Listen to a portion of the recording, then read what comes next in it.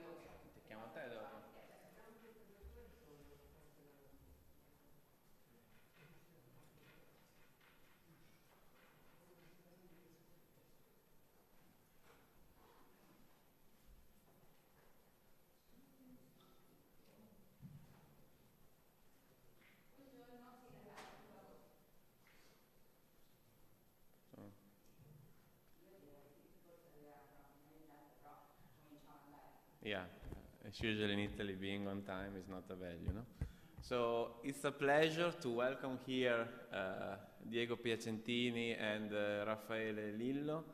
I already had the opportunity to talk a couple of times with Diego, and I was impressed by the work that he's doing together with his team.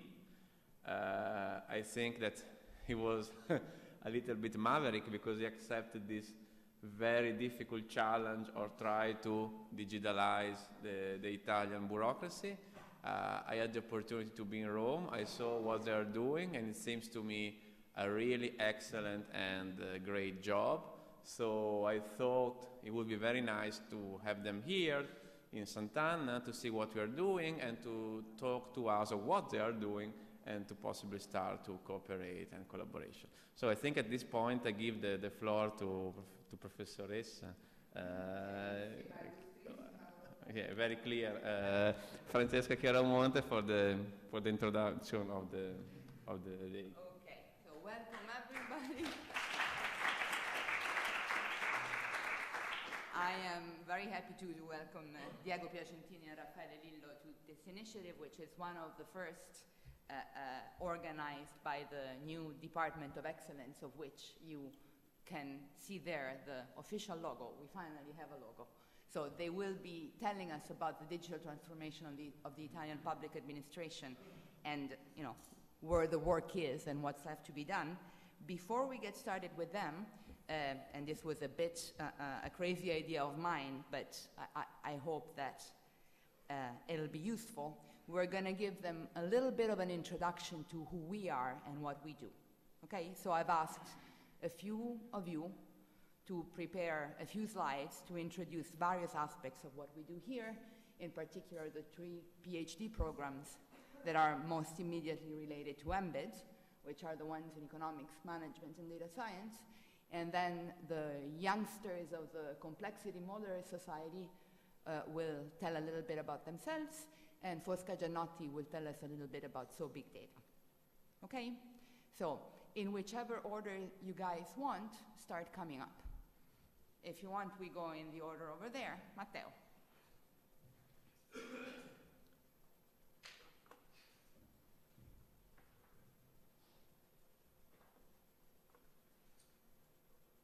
Right. Pointer here, if you want.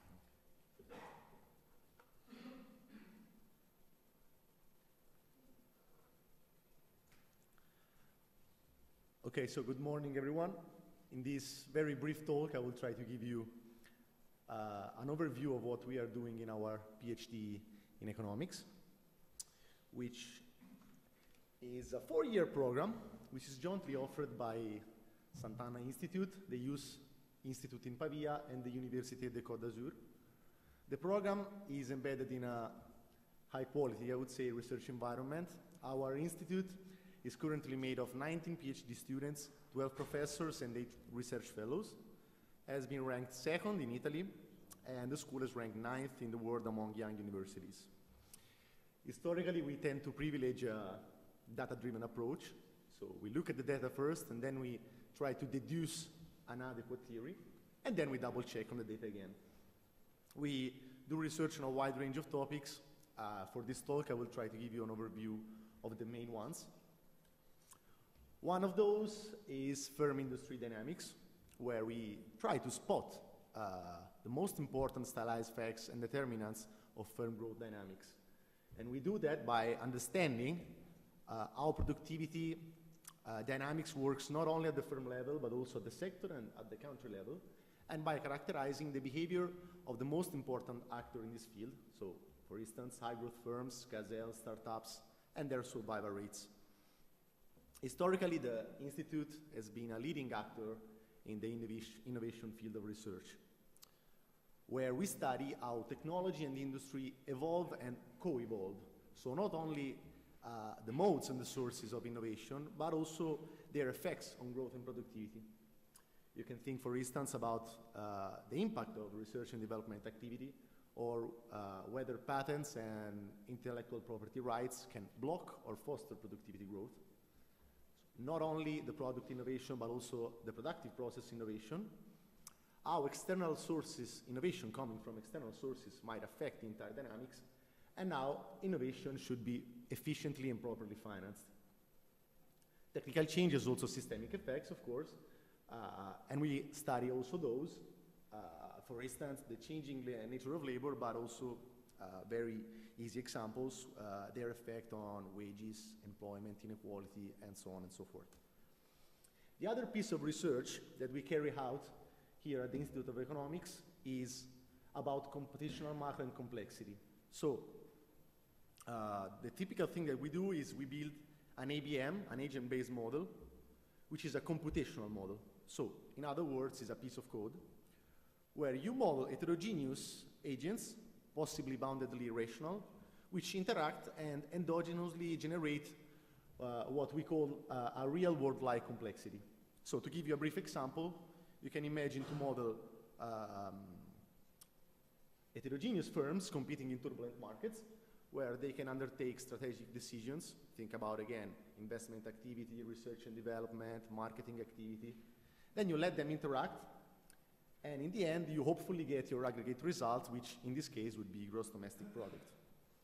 So here is a list of the models that we currently have in the complexity model society.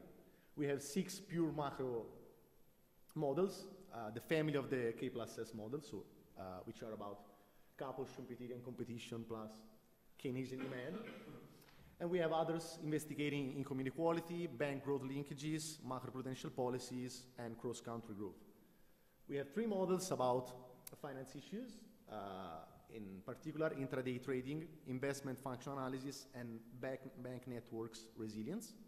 And other 2 about climate change, so investigating the interaction between production, greenhouse gas emission, and the biosphere, and interaction between climate shocks and land organization and agriculture. What's the role of data science?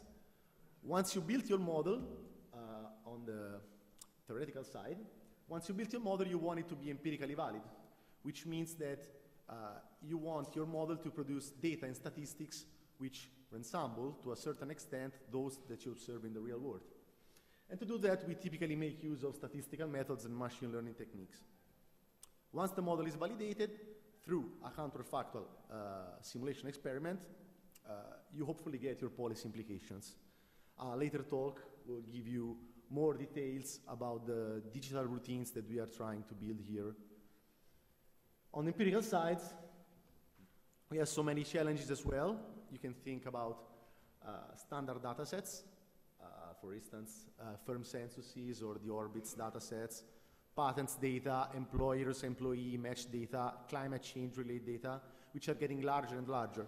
So not only you need computational power and data science technique to manage them, but the real main challenge ahead is to use the web and those technique, for instance, again, machine learning or text recognition, to create new information on, example given again, firms, workers, technologies, products, extreme weather events, which are, as you may all know, usually unprecise, measured in standard sources.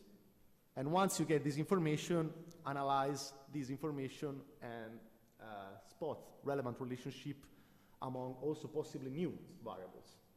And last but not least, to improve methods which we have been developing here, which are data-driven methods for the causal identification in econometrics models. Thank you.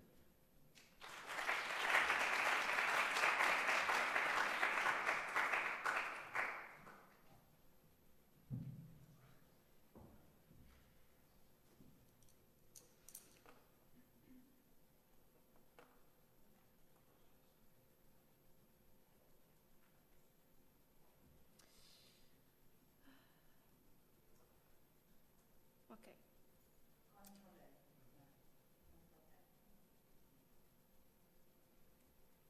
No.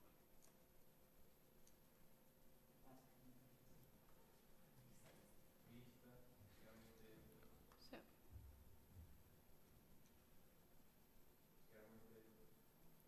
Che non lo vedo. Non ti preoccupare, vai. Perfetto. So, welcome. I'm here to present the International PhD Program in Management. The PhD was founded 11 years ago, and right now 60 students completed their academic path here in our institute. And currently we are 24 students from 5 countries. If we have to choose 5 keywords to describe our program, the first keyword is obviously management, that we applied in the field of innovation, sustainability, and healthcare.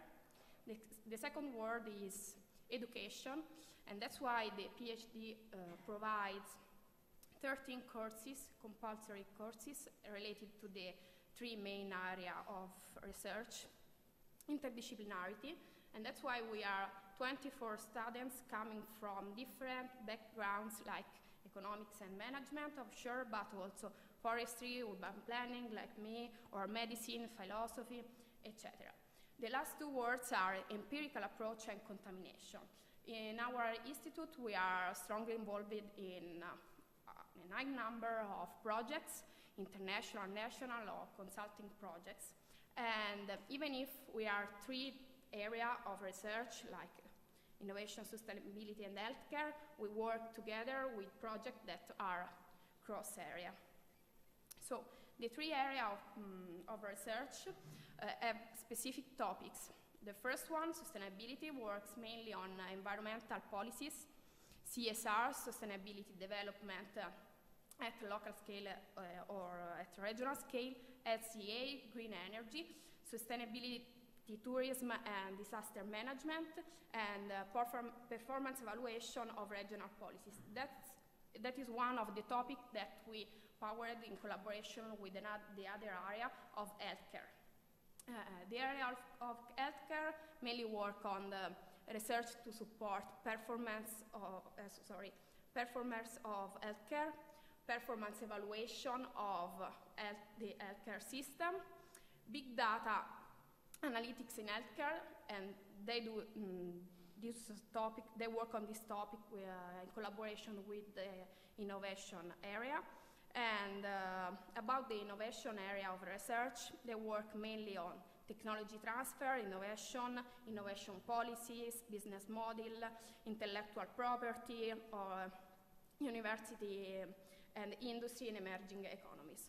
What we have learned in this year is that have a strong network of relation is really important, and that's why we have several research partners, like the Kyoto University, where our colleague Giuseppe Aliperti is working on disaster management in tourism industry, or University of Amsterdam, where our colleague Chiara is now doing her period abroad, or Gran Sasso Science Institute that is funding my research.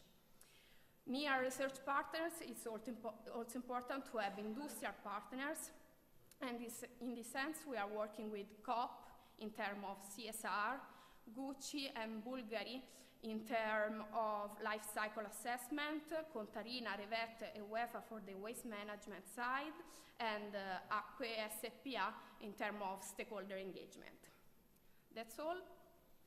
If you have any question, I'm here. We do discussion.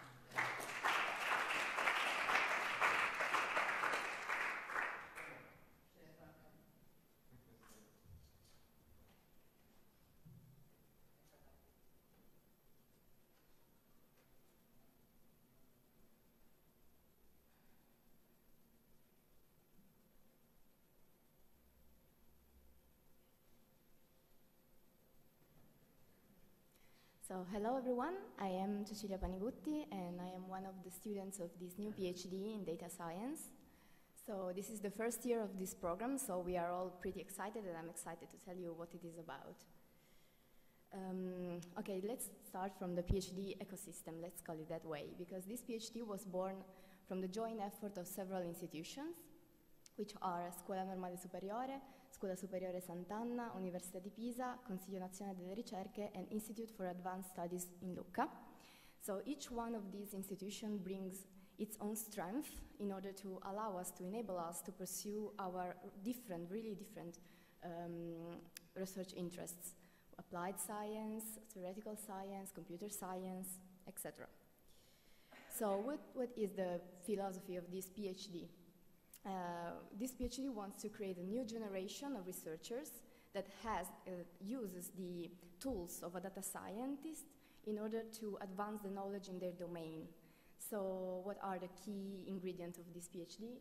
First of all, interdisciplinarity, because we have several courses that ranges from economics to finance. Then we have some technical ones, law also, society and policy. So it's a really broad interdisciplinary, it's broad, yeah. And also we have an intense use of computational methods, and the historical moments actually enable to this PhD because there is a lot of richness in data, so we have a strong data-driven approach.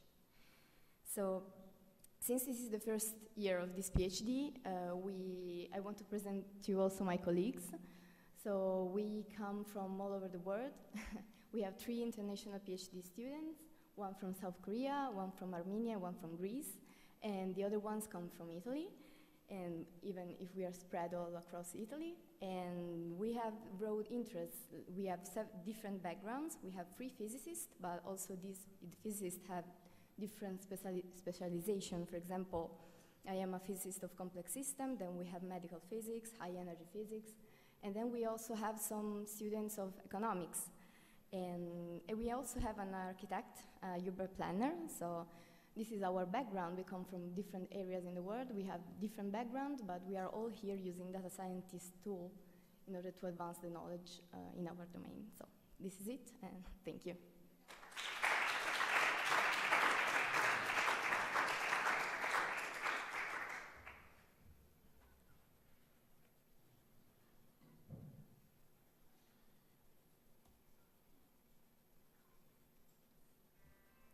Hello, good morning, thank you for coming. I'm Matteo Sostero, a member of the Complexity Modular Society here at Sant'Anna, and I'm going to present the activity of our group. So, what is it about? Well, we deal in research in complexity, meaning, as we define it, a new, relatively recent, at least in economics research paradigm, where we start from data, add a bit of theory, code for simulation, and end up with simulated data. So, simulation in our context means mostly agent-based computational modeling of the type that Matteo Coronese has described, in economics, finance, but also in climate science and other disciplines. And data science tools for learning from data and to validate empirically our models. So the society is coordinated here at the Institute of Economics, but encompasses researchers from the Institute of Management and the PhDs in economics, management, and data science from Sant'Anna and other affiliated institutions. So what do we plan to achieve? Well, the society is to allow our research community to collaborate effectively within and across institutions, whether we are at Sant'Anna or not, but also to share research ideas, to establish conventions in research and in modeling practice, define best practices, and to codify some of the tacit knowledge that might be involved in our work. Also to document and to disseminate the research that we work on in order to code and collaborate more effectively, and also to establish a culture of openness and collaboration among ourselves, but also towards third-party contributors to our research. We do this primarily with Modular's meeting series, so regular meetings where we come together to discuss work and results. This is a fledgling initiative in the last couple of months. We aim to share methods in economic and computational modeling and develop approaches for empirical validations. And also we have more technically oriented workshops to work on practices and methods. So the first one was one on version control in collaboration with Git and GitHub. This led us to create an organization account on GitHub to coordinate, to house the different research projects as individual repositories, to track code obviously on version control, but also to ease collaboration among the research groups working on the same models and across, within Sant'Anna and other institutions, to facilitate reproducibility. It's prominent topic in academic research, especially at the moment. So allowing to disseminate both code and data, and to document code and procedures with documentation, readmes, and to make sure that we are codifying all the knowledge at the time, and also to advance research, tracking the potential issues that we might have in our models and code, to discuss extensions, and finally to invite contributions from third parties. So we just started. This is what it looks like at the moment. We have a number of the members of the institute and other PhDs collaborating, and we are starting to host the first few projects in the coming days, in these weeks. So thank you all for listening, and I leave the floor to the next speaker.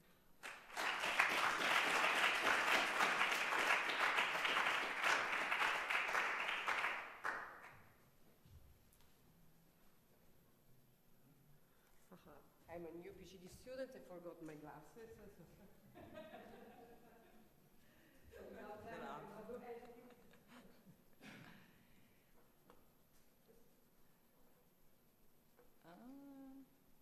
Coming.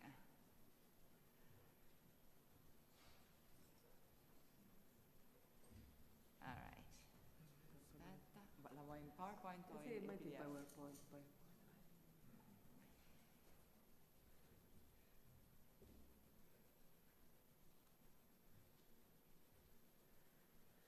Okay, so thanks for inviting me. So I'm a new PhD student of Scuola Sant'Anna. So I have this duty of increasing the average of the PhD student. No, I'm joking. So so big data, it's an ecosystem, as being already announced before. It's a group of people that started, of researchers, that in 2013, a group of scientists, mostly the area of data mining, machine learning, realized that in Pisa there were many different groups working in analytics from different point of view, from complex system, data mining, machine learning. So we decided to create the community that was. And there were seven groups that started this activity among the various institutions which are here in Pisa. And then, CNR, University of Pisa, and then very soon we started to collaborate also with Sant'Anna, IMT, and the Scuola Normale Superiore. So the idea there was that there was so much competence and excellence, scientific excellence, but each group was individually very relevant. But we were not capable of really impacting both society and the science being. And at that time, I thought that the method of work was not so spread. The data science revolution. So the expertise were on a variety of methods of analytics, and we set up two objectives. One, to create a school of training in data science at various levels, and we started with the master, and then in the high school, and also at PhD. That is the very new one. And also we decided to try to have an impact at the European level, and we managed to win this project in 2015, a research infrastructure aimed at creating the environment, the ecosystem where data and experiments might be done in a reproducible way. So researchers might use data sets which were collected from other researchers. Sharing knowledge, sharing experiment, sharing knowledge. That was the objective. So European community believed in us. So, and we had these three different dimensions. One is on research, and then the infrastructure was the important consolidating at European level. We are the only research infrastructure, European research infrastructure on big data. That's one very important. And then at training, so I translated all the slides in Italian, I don't know why, so and it is important that we had this dream that data science, it has to be something which is really pushed as even low at high school. That's for, and we made several experiments. And now in our master, the nice thing is that while we are doing this second level master, we are now at the 4th year, we insert also some high school students for in this their activity of labor activity, so that they can really start to, it's a sort of osmosis that has to be disseminated, and also the teachers are participating as well.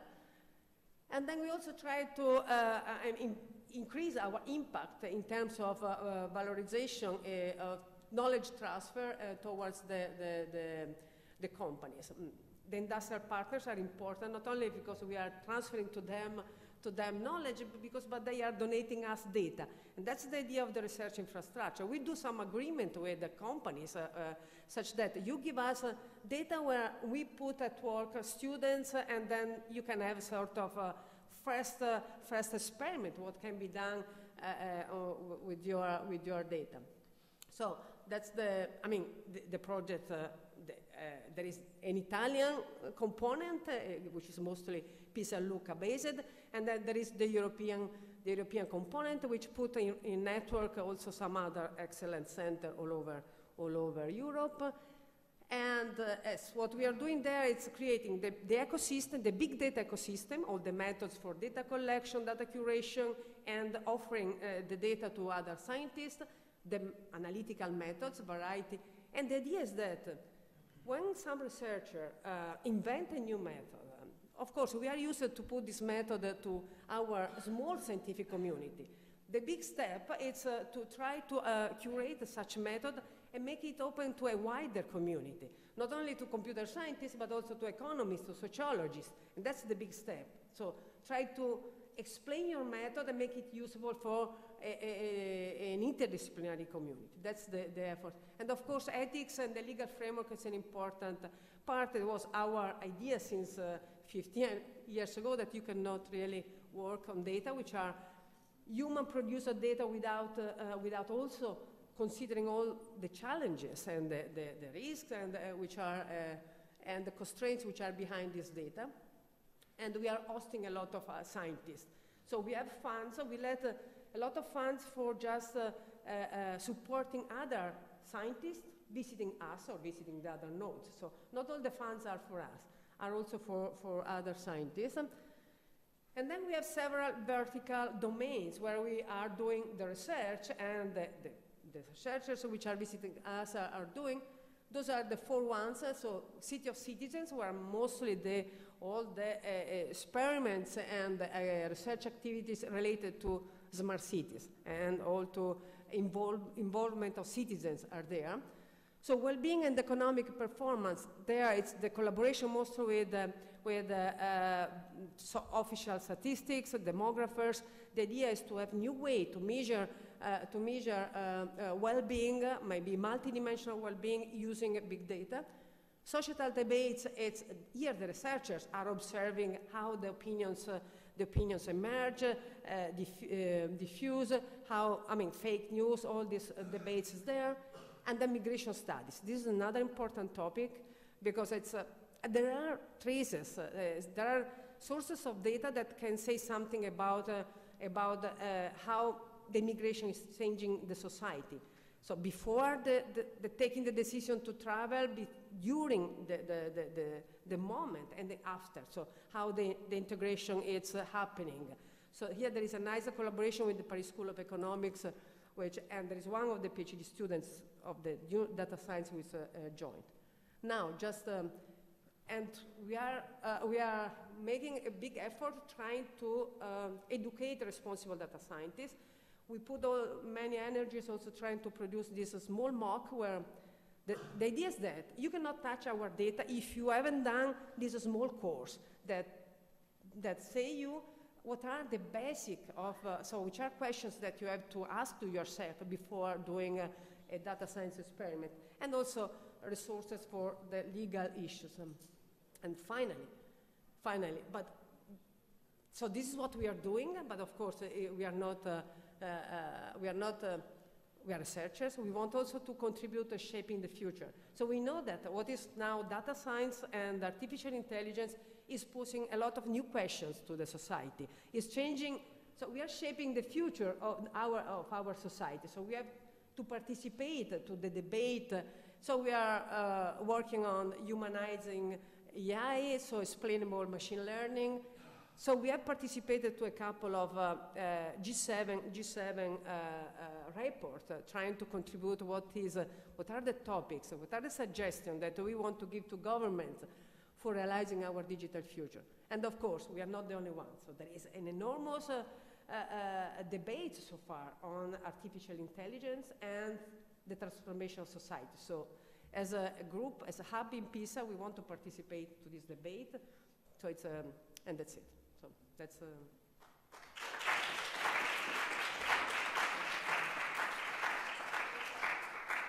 My suggestion is that we leave questions for afterwards, okay? And we now give the floor to Diego and Raffaele for their part of the presentation, and we take care of any questions and discussions at the end. Is that okay with everybody? Okay, then... I can't... Oh, ask. Done. I'd like to invite now Diego and Raffaele to start their part of the proceedings.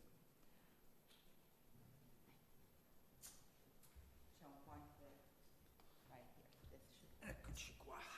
Good morning, everybody. I am going to start my presentation, which I think is called with my name. And first of all, I would like to really thank you, Andrea, and his staff for the invitation to today's event. I think this is really important because one of our activities is not only to build things, but is to make sure that we start propagating what we're doing, especially in forum like this one, because we do believe in strict collaboration, especially what I've seen in the previous 4 presentations. I see there's a lot of possibility to cooperate together. Okay, first of all, just to give you a really, really small background, I started my work with the public administration. As you can guess, I am not coming from within the public administration. In September 2016, and this is exactly when we started. Matteo Renzi appointed me as Special Commissioner for the Digital Agenda. Obviously, Commissioner sounds like pompous, but the main reason for Commissioner is because it's one of those few roles within the public administration that can hire people from the outside. This is the main reason for that thing to happen. Although we lost my boss pretty much 2 months into our job, we kept going, and because we don't stop, obviously, in front of such details. And obviously, you don't want to stop in front of a change of a prime minister in the Italian government. It's a very frequent event. So, you know, this is a kind of predictable event, and you know, that's going to happen. But it is true that starting next week, I'm going to have 3 bosses in 18 months, if they find one. Here is, I'm going to start with this. This is the 29 people, 30 with me, that I have hired. I hope it's 29, I don't count them, but I think it should be, almost everybody should be there, that I have hired since September 2016. And all of these people, with a couple exceptions, do not come from within the public administrations, like Raffaele. Actually, Raffaele is our chief data officer, data scientist. He applied to the job. He was actually working in Rhode Island at that time, within a company that was acquired by Lottomatica, so he's a specialist in big data for betting, so not for the good, so now he's coming from the evil side to the good side. The basic point of the conversation is systems cannot be changed from the inside. I have now a lot of empirical evidence that my hypothesis was correct. If you want to change the public administration, you cannot really change it from within the inside. Systems don't transform themselves, at least not in maybe some evolution theory, but not in not in our human world. The background of most of these people is technology. It's data science, it's a lot of computer scientists, it's engineering, it's physics. We have one expert in law, actually an expert in privacy laws and all laws related to the internet. I am an economist I'm an undergrad in political economy in Bocconi University from an era for which some of you are not born yet. I would say that's pretty much it. And then we got also mathematicians. We have expert in cybersecurity. Sorry, I need to look at the faces to remember the expertise, and user interface and design. That's pretty much the approach. We've been a little criticized by the fact that, hey, you hire only technical people. You need to hire people that know the public administration. It makes me smile. I think the fact that we don't know the public administration is an asset and not a liability. And I think that it's much easier to teach public administration to those people than to teach that kind of stuff to public administrators. That's my point of view. Obviously, one of my main jobs is, besides reviewing the work of those people that are way smarter than I am, is also to make sure that the public administration understands what we're doing. So a lot of my work is really to get ministries, head of departments, people understand the value of the things that we're doing. But I do believe that it's not about communication only, it's about building things that are useful, and then you can communicate those. When I accepted the job, I did some homework. And by the way, you hear some comments and anecdotes about my experience with the public administration. Doing some homework is not the typical job of the politicians. So we did some homework. These are the things that we studied when we started to generate our ideas. Indeed, gov.uk and the US Digital Service are the things that we studied more deeply. Gov.uk is actually the example of, in Europe, that we're looking at. They started back in 2011. So digital transformation in the UK started pretty much 5 to 6 years before it started in Italy. And I want to make clear one point. Digital transformation and technology are two totally different things. Obviously, you need a lot of technology to transform digitally something, but it's not just about an investment in technology. Italy, actually, the Italian public administration made a lot of investments in technology in the 90s. So we have a very big technology legacy.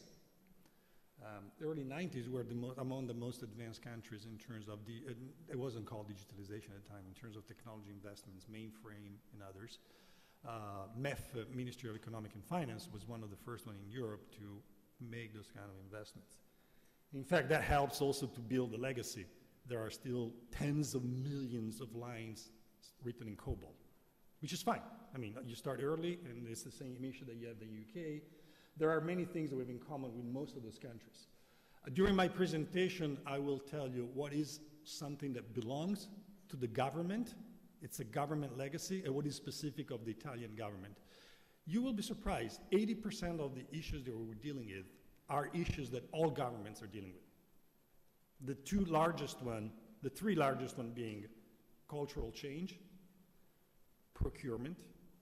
One of the biggest issues for all governments is procurement of technology. The suppliers of technology tend to maintain the system and do not innovate. It's an oligopoly of 7, 8, 9 names that sell technology and legacy systems to the government. And number 3, the legacy system, right? It's funny when people, yes, obviously I put it there, the Republic of Estonia. I don't know if you know, but Estonia is considered the mother of all digital governments. They did an excellent job. They started in 2000. They had pretty much no legacy. Soviet Union had wiped out everything, and there are 1.2 million people. So now, there are a lot of 1.2 million countries that screwed it up anyway, so chapeau to Estonia.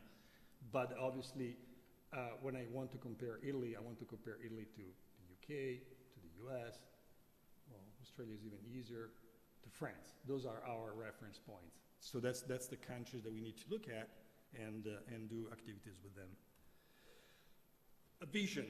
Our vision, started from the very beginning, is the operating system of the country.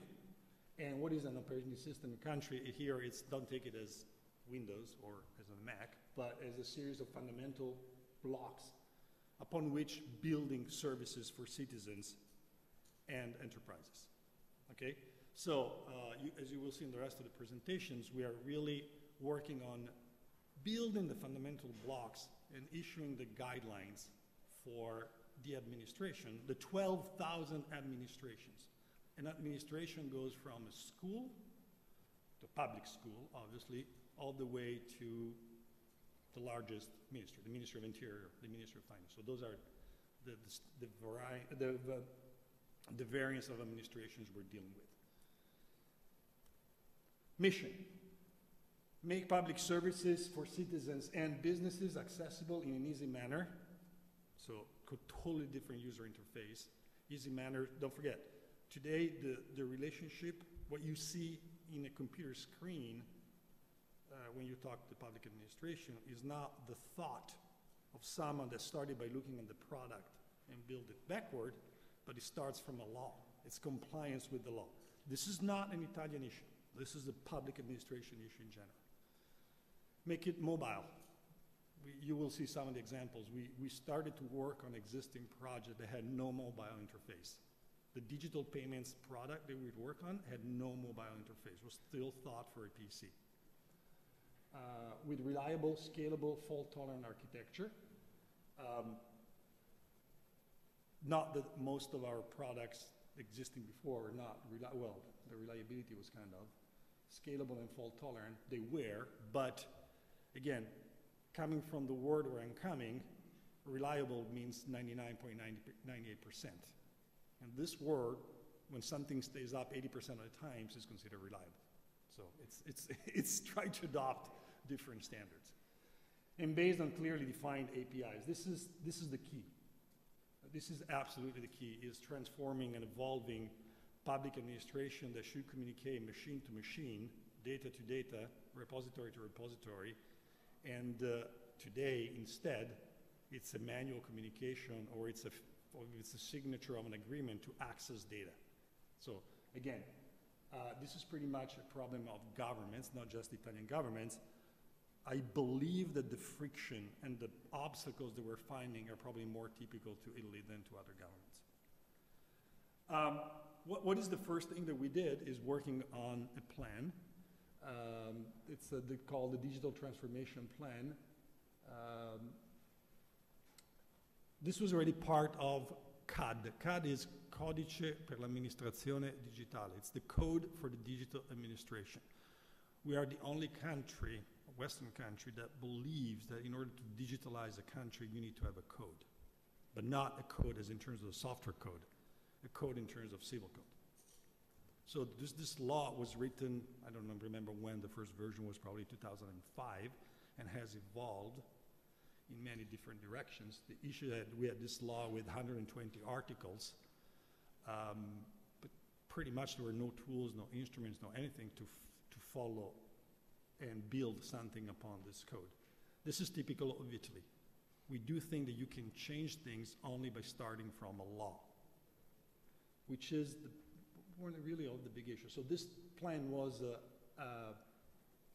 supposed to be there by law. Not much was done. It is called, by the way, the 3-year plan for ICT in the public administration. So we introduced the concept of digital transformation, not just limit to ICT. What are the 3 big news here? Number 1 is the Prime Minister at that time, Paolo Gentiloni, signed it. I mean, it's finally from the top, acknowledging the fact that digital transformation is something that needs to happen and cannot just be considered as side technology investments. It's updated once a year. We really fought for making sure that a 3-year plan doesn't really last for 3 years. In theory, you should update it every time you have something new, and you have all the tools to do it. We compromised on September of each year, there is a new update. And the other news is that the updates come from a conversation with the base, with the public administrators, with citizens, with software developers, with technical company. You will see, I know you don't see it here, but we have GitHub. The plan is on GitHub, is on Read the Docs. We have a forum that is very lively now, and we're receiving through consultations, we're receiving all the inputs from people that want to give an input of this. And there are now, it started with 5 or 6. It became dozens. Now it's hundreds. And that's a big cultural change that we're really striving at making happen. It's a lot about a cultural change. This is just a, it's not too hard to read, scheme of the plan. So the plan is about, it's a set of guidelines, right? And then we need to build the process and the tools to make sure the guidelines are being used. It starts from the physical infrastructure that you see at the top, the physical infrastructure that you see at the bottom. And this is one of the hardest works that has to be done, and that's not Italian, that's governments, which is moving from the thousands and thousands of data centers of the public administration. By data center, I define the server of the municipality secretary under the desk, very insecure, unreliable, to moving gradually the data and the applications either on a cloud or what is defined as critical data center. 5, 6, 7 critical data centers, not more than that. All the way to the intangible infrastructure. We're going to spend time on the enabling platforms today. Electronic identity card, digital identity, which is SPID, so I should be using this, digital identity, the digital payment platform, the electronic invoicing. It had already been started. Actually, it's one of the best successes of the Italian public administration in the last years. The unified national registry, and this is pretty much the internal HR system of the public administration. We're really being focused on 1, 2, 3, and 4. I had with the laser what this was already being done. Then we have all the data, and I'm going to leave the floor for this to Raffaele, data analytics framework, so it's building pretty much a big data framework to facilitate the use of data for policy making. That's the really, really short synopsis of what we're trying to do. Indeed, the need of having a data scientist and a team of data scientists was, Raffaele was one of my first hires, because it's evident that this is what's missing today in not just in Italian public administration in general, which is using data for the benefit of the relationship between government and citizens and government and public administration, government and enterprises. Data and big data are seen as usually criticizing the large corporations that make skilled use of the data, trying to regulate that, versus why don't we use those data to make the life of citizens better?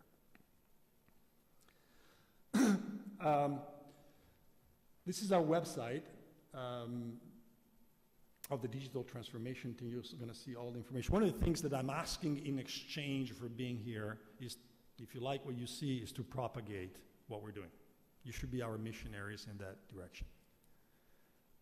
These are the projects that we're following directly. I'm going to briefly speak about some of them. This is the data analytics framework. This is the designers template and guidelines. This is developers.italia.it for open source. We're going to be speaking about digital citizenship. I can't find the laser anymore. Where is it? Disappeared. All right, we'll do some without it. National Resident Population Registered, digital payments, public identity, and the ecosystem of API. Here is 4 projects that we're really working on directly ourselves.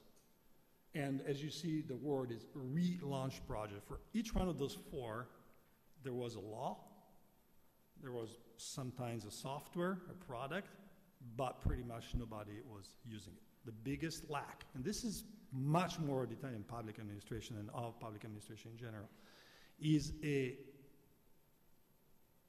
visible lack of process and project management skills within the administration. It's pathetic. Digital payments, this is just the new, by the way, this is just the new user interface. It's first of all, finally, it's mobile, as you can see. You can actually pay payments on a smartphone. And we introduced the concept of APIs, and modern payment systems are connected. So you can now start paying with PayPal, with Satispay, with obviously with your own credit card. Another big piece of news is that we issued an SDK, software development kit, to allow other developers to develop on it. It's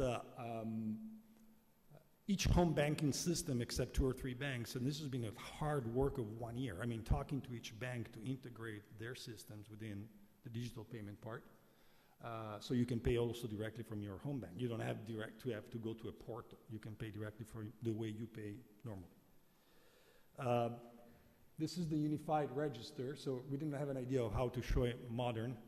There it is. Thank you. Sì, no problem. I have a functioning laser now. This is the way that many small municipalities, the information of us citizens were reported. I believe that's not very recent, but think about it in any case that way. The electronic identity card. How many Italian citizens here have an electronic identity card? I would say rapidly a good 10%, 12%. How many of you have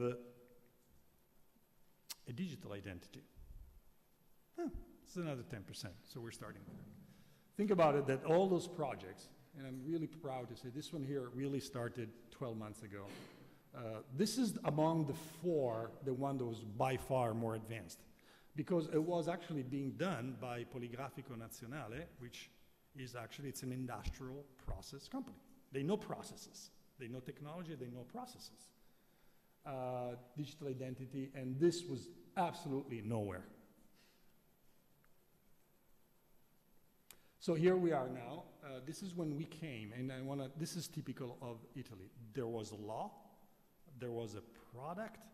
The product was considered built by a company, public in-house company called Sogei.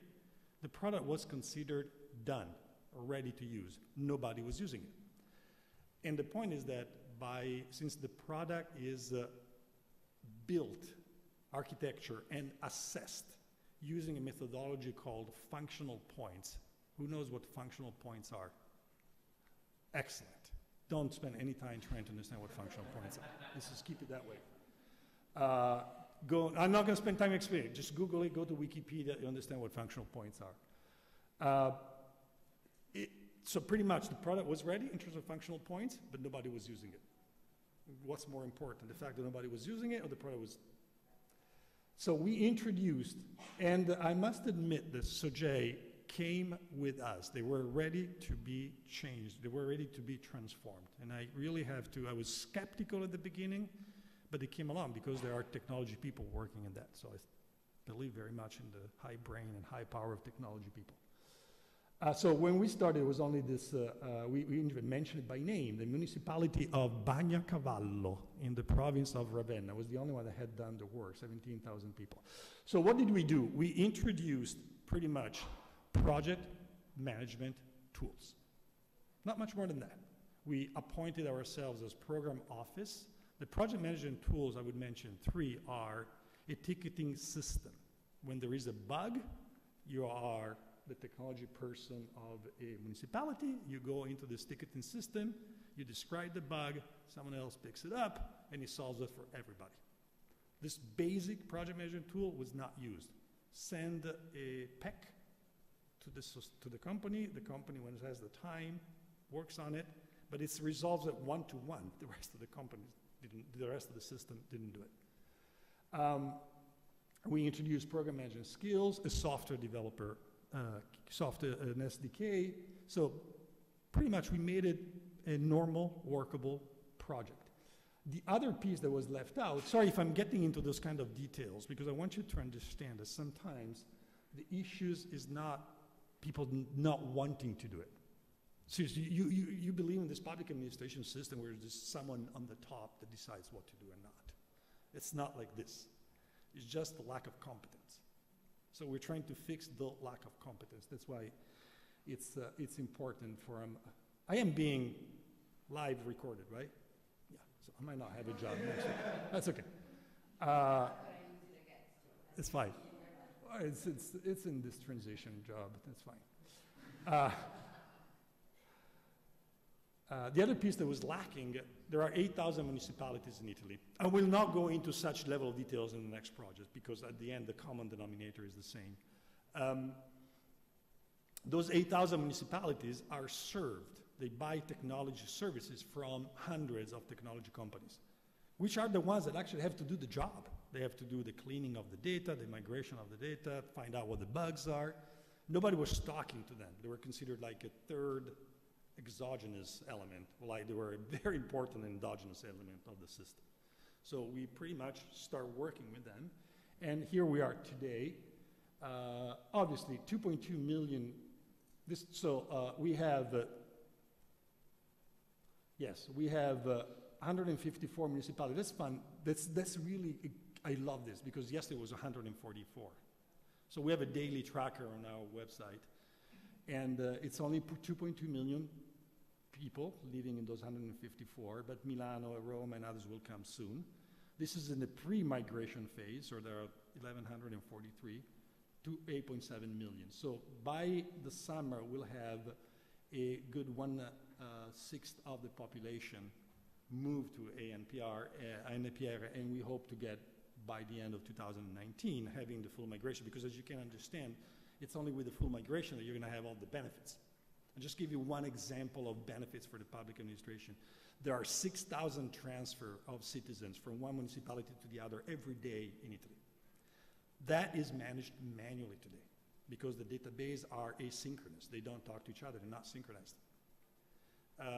We just assessed that by introducing that and eliminating the manual, and by the way, without even considering the fact that the manual is 92% accurate, so 8% mistakes, we save 3.2 million of hours of work to the public administration.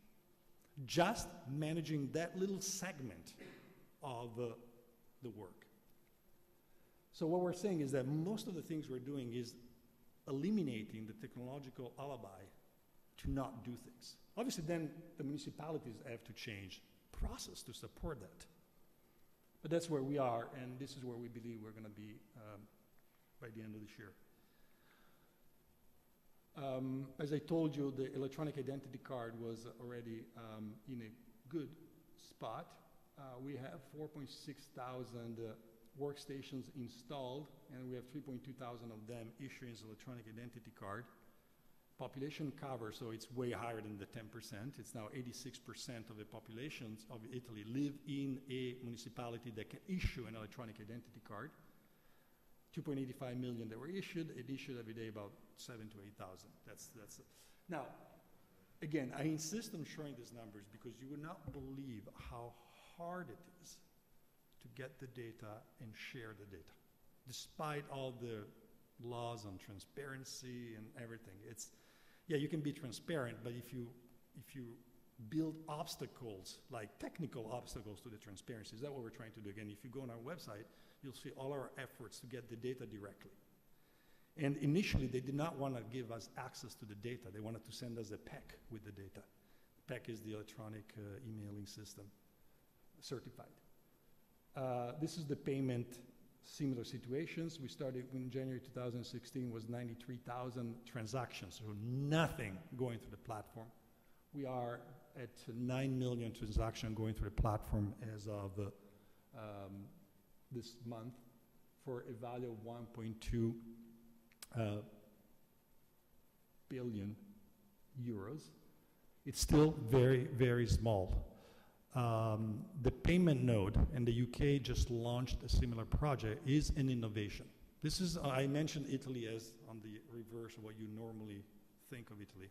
So this is an innovation. The payment node allows the immediate reconciliation between cash in and the accounting system. So again, you eliminate a lot of mistakes, inefficiency, manual work. So you pay, immediate reconciliation with your accounting system, as it should be, by the way. When all the administrations will be on PagoPA, will obviously be in a much better place, especially if you integrate that, which is happening with electronic invoicing. So you pretty much have the entire flow of and visibility and capability of auditing of the entire financial system. Digital identities, we are at 2.5 million. Also, this one is moving fast. I put this line down here because this was the forcing function to get a digital identities when we started back in 2016 Q4. If you're a teacher, you get a 500 euro bonus a year to buy training and to buy equipment. If you are an 18-year-old student, whether this program will stay or not, I'm not talking about that, you get a 500 euros to buy cultural products. Here's the concept. You want money from the state, you need to identify yourself and you must have a digital identity. That's the point. Also because you need to build platforms that allow to track how this money is being spent. And if you want to really you want to decide that next year you want to renew or cancel that social program, you do it based on data and not based on, well, I hope that we'll do it based on data, not based on whatever. So as you can see, that was the big forcing function, but now it's becoming more and more useful. It's still not useful enough.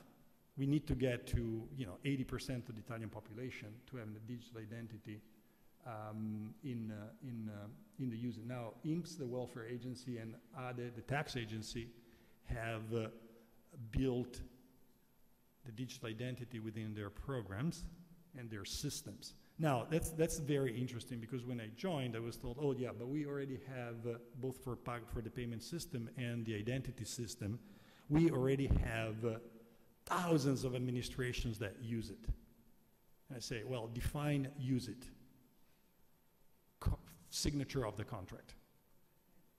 So, again, total lack. I mean, the digital agency in charge of that was just happy with an administration signing the contract. They will use that. Whether they actually were going to use it, there was the tools to use it, there was the process to use it, was totally indifferent. And that's why nobody was using it. It was right here. And again, the introduction of that system, it's hard work because all those agencies, they need to obviously make sure that their systems are compatible. I'm going to be oversimplistic here. They're compatible with that. You still have to have two parallel systems for a few years because you want to accept both SPID, but you still want to accept your own username and password for a few years, right? Because you have 11 million of those. You cannot kill them overnight, which was the original plan. Just ridiculous. And that's the kind of hard work that needs to be done, which means digital transformation is not just technology. Here we come. This is the fun part, a new way to develop, design, communicate, and collaborate. This is not just an Italian problem. This is a public administration problem. Italy has a few of those because they have a lot of laws and regulations. Let's start from the state of the art. Open source in Italian law. Italy in the CAD, the administration, the digital administration, and you see comparative analysis of open standards, had and has among the most modern laws in terms of data transparency, data sharing, and open source, and reuse of software. Too bad nobody was using them. And again, not because there was this is the other way, reuse of open solutions and standards. This is not because there was someone that decided, oh, we shouldn't use it, or I need to defend my turf, or whatever. Well, there could be some of those, but they're the minority. It's because there is no mechanisms to make them work. This is it, by the way, it's the Toyota plant. We believe very much in Six Sigma, lean manufacturing, and Kaizen. Good intentions do not work. Laws, if they don't have the tools, they're just good intentions. And that's why we need to build the mechanisms to make those laws to work. So what are the mechanisms that we built? So far you saw a project that we restarted, we re-initiated. These are things that we built new from scratch. This one is developers.italia.it, a collaborative, more effective, and much less expensive development process. Now we have on developers.italia.it, I'm reading directly the numbers because they change pretty much every day, 10 softwares of the public administration, so pretty much 10 national software. That is, the electronic identity card is now issuing the middleware, so you can actually develop on the middleware of the electronic identity card, the ANPR, the DUF, and many others, so to 10. There are 10 major applications of the public administration that are available there. So at this point, if you have the tools, you know where to go, you can reuse the software. If you have only a law that tells you you can reuse the software, you have no idea if you live in Pisa and the municipality of Taranto has done something really, really smart that you can reuse that, because there is no tool for that. So we're just at the very beginning. I mean, I'm really, really hoping that 5 years from now, this is going to be an incredible success. Then someone is going to look back and say, wow, I'm so happy we started in 2016 in 2017 doing this. This is, I mean, the point is that, you know, vast majority of the administration, I mean, they still don't know about this. But again, that's where we're getting into the really hard work of just communicating and integrating. And this is why you will see my recommendations. But just to be more specific, we're at 194 repositories on GitHub. I saw that you mentioned GitHub before. 615 open issues. 894 had already been closed. And 109 pull requests for changing software. So it's really coming. It's really coming along, believe me. We're very optimistic. Designers Italia, same thing, same concept based on design. It's introducing the concept of user interface, and for those who don't speak Italian, we design simple digital services for citizens, trying to solve citizens' problems of citizens and give back some good humor. Interrelating with the public administration is not fun, because most of the times your interrelation is about paying something, or it's about bad news, or it's about something. So we try to obviously insert this new concept.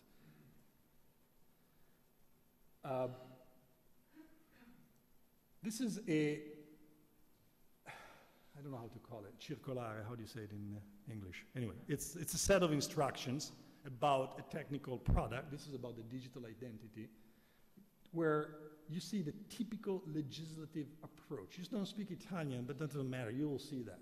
It's the typical, it tells you all the 75 different laws for which that thing has been referring to, and you need to get to page 5 to see hidden in the text half a paragraph of real technical rules.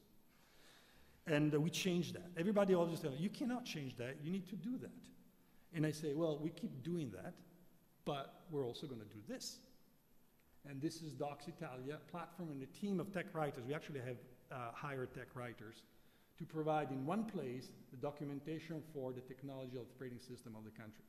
And this is getting more and more data. Now we have 154 contributions, because being an open platform and on Read the Docs, the administrators themselves can help improve the instructions, and they talk to each other.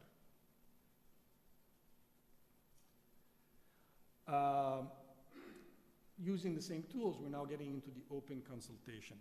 By the way, I don't know if you realize, I haven't mentioned the word open government, but this is open government.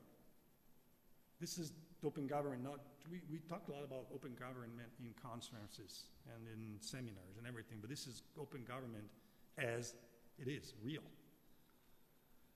So we had, for example, to publish guideline on how to acquire and reuse software, and the open guideline had been put in open consultation. And here is another point about technology.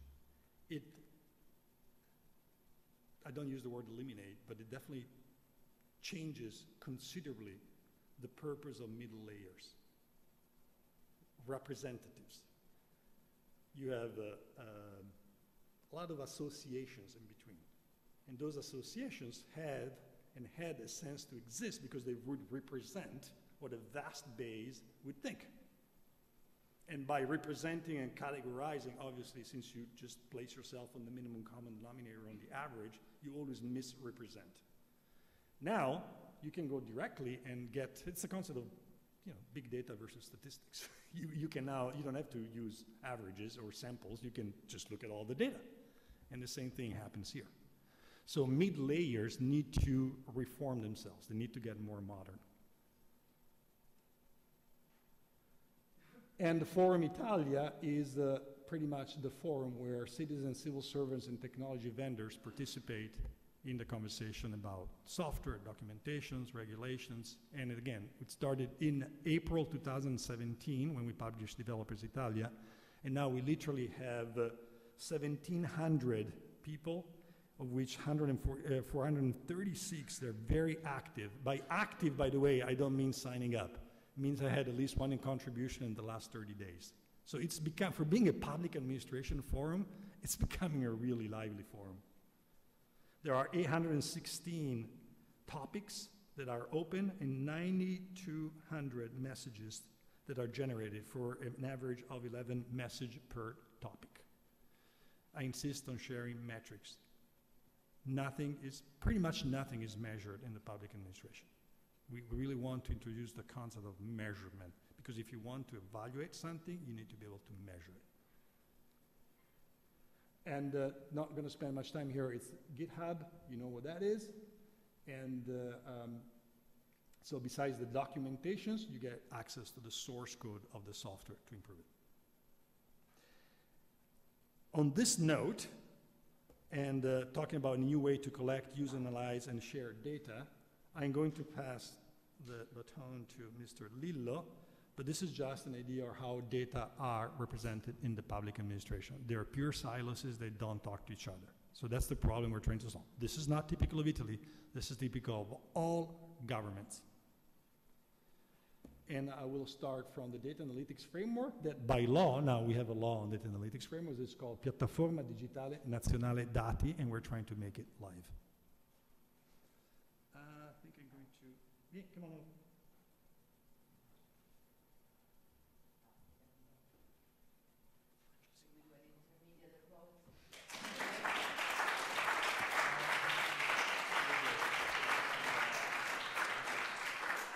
So we're going to have Raffaele for about 20 minutes. I'm going to have another 5 minutes, which should give us 25 minutes for Q&As. Okay? Good morning, everybody. Before I start, just give me like 1 minute. 1 minute. I just want to, to tell a personal feeling. When I'm among economists, the little economist that is inside me somewhere get a little bit excited. When I see the economics business together with data science, then I get a lot of excited. And I get a lot excited like a child when you give him a present, or like Diego when he saw Inter winning the triplete 8 years ago. But I got a lot excited. So let me tell you this little story. I had the chance to speak with a professor from Bocconi, which happens to be a quite famous Italian economist, a few months ago about how it sees the role of data science in economic theory. And he told me that it's a good idea. He started saying that. It's a good idea. I think it will help a lot the researcher to clean the data, to organize the data, so that he can run the usual econometrics model. So now you started this step forward, saying that, well, we recognize data science as a way to help us to validate our models, which is definitely a step forward. I think, and I do believe, but I don't have any proof so far, so I just keep it like in my personal feeling, that there is another step forward, which is not a real change of paradigm, but at least a way of having two different paradigms in parallel and see what happens. The one is the typical one, the one that you are suggesting, so using data science and machine learning techniques to actually help validate the model, which is definitely a step forward with respect to the usual, okay, let's calculate the first, second moments of the distribution of the stuff that I get and see if those are compliant with the theoretical model that I have in mind. The other way can be, well, I don't really have a theoretical model in my mind. Let's ask the data. Most of the machine learning techniques are kind of a black box technique where you can, if the data are prepared correctly, that's the tricky part of machine learning stuff. You have to prepare the data much more carefully. But if you're done that, well, you can ask questions to data and help yourself to then build your theoretical model. So you start from another way of doing it. That's all I wanted to say, and then I'll go with the presentation. Data analytics framework, like Diego said, this is one of the components of our building blocks for the system of the public administration, and it deals with data. The idea that we have is pretty basic. So we have tons of data in the public administration, really tons of data.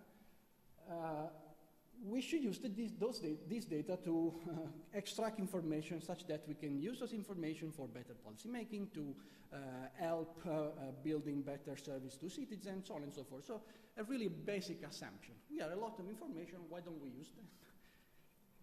Now we have a lot of technology, mature technology, that will allow us to actually make sense of this huge amount of data and kind of redistribute those data to other public administration or to citizens and enterprise. So I say, okay, good. What do we need to actually implement this vision? Well, we need a technological platform to actually break the logic of silos and start centralizing all this data. We need a team of experts because, of course, the technological platform alone doesn't make any sense. It doesn't do magic. So you need a team of people that really know what they're doing. And we need a proper governance that will help state to better generate the data, to generate more data than the one that they already generate. They generate the data in a proper way such that they can be integrated, they can be standardized, and they can help a better usage of those data. That's still theory. So we said, okay, let's do the DAF, the Data Analytics Framework. We started, I would say, January 2017. We started building the team. It was just me at the beginning, that we are 3 people, then we are some few people. Now we are 6 internal people within the Team Digitale, and we got like 15 other people with external contracts. So consider us among 20 people working on this project. Before I go into the theoretical or discussional details, I show you a video that will be much better than me to actually make you understand what the DAF is, and then I'll add some more details. What you will see in the video is real. It's on internet. It's already working. Actually, what you will see is already awesome. Il Data and Analytics Framework offre, in modalità self-service, avanzati strumenti di gestione e di analisi dei dati, mettendo al contempo a disposizione di tutta la pubblica amministrazione un team di esperti per supportarne l'utilizzo. Il DAF risolve tematiche di data governance, integrazione e standardizzazione, data visualization. We have a version with English subtitles. I am sorry. No, we should. Yeah. Here we go. Il Data and Analytics Framework offre, in modalità self-service, avanzati strumenti di gestione e di analisi dei dati, mettendo al contempo a disposizione di tutta la pubblica amministrazione un team di esperti per supportarne l'utilizzo. Il DAF risolve tematiche di data governance, integrazione e standardizzazione, data visualization, esposizione di API e gestione degli open data.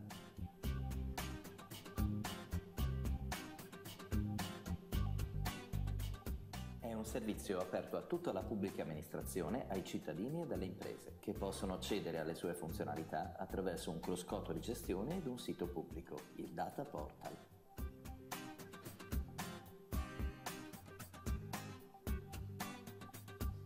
Le funzionalità del DAF si basano su di un solido sistema di data governance che parte dalla metadatazione del dataset. Il dataset viene descritto nella sua struttura, con particolare attenzione al formato e all'associazione con concetti semantici presenti in ontologie e vocabolari controllati. Queste informazioni sono fondamentali per i processi di standardizzazione, normalizzazione ed integrazione di dataset provenienti da fonti diverse. Vengono aggiunte informazioni di contesto come nome, categoria e licenza di utilizzo. Si definiscono criteri di accesso al dato, quali organizzazioni possono accedervi, i processi di alimentazione automatica del dataset, i meccanismi di storage e altre informazioni che servono al DAF per funzionare internamente. Un meccanismo di profilazione permette di definire flussi più o meno semplificati, utilizzando configurazioni di default per gli utenti meno esperti. Il completamento di questo processo attiva dei flussi di ingestion che trasferiscono i dati nella piattaforma Big Data, li standardizzano, li normalizzano e li arricchiscono con informazioni contenute in ontologie e vocabolari controllati. Ad esempio, controllano che i nomi di vie e città siano uguali per tutti i dataset, aggiungono le coordinate geografiche o traducono le date in un unico formato. Alla fine di questo processo, i dataset sono pronti per l'utilizzo e saranno disponibili, secondo precise regole di accesso, in tutti gli strumenti del DAF.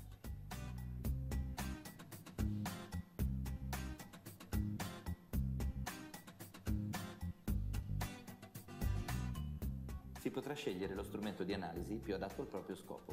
Metabase consente di fare analisi esplorative e semplici grafici per avere con pochi clic un'idea del contenuto informativo del dataset. Superset genera data visualization più complesse e costruisce dashboard tematiche che si aggiornano in automatico. Con Jupyter Notebook, infine, è possibile effettuare manipolazioni complesse dei dati, creare delle analisi e visualizzazioni ad hoc, costruire e testare modelli di machine learning, sfruttare direttamente le capacità di calcolo distribuito dei cluster Big Data. Tutto questo senza mai lasciare la piattaforma. Tutti i dati sono già lì, pronti per l'analisi e non occorrerà più duplicare e spostare copie asincrone dei dataset della pubblica amministrazione. Non occorrerà più, insomma, che ogni pubblica amministrazione consumi risorse per gestire i propri sistemi di storage e di analisi dei dati.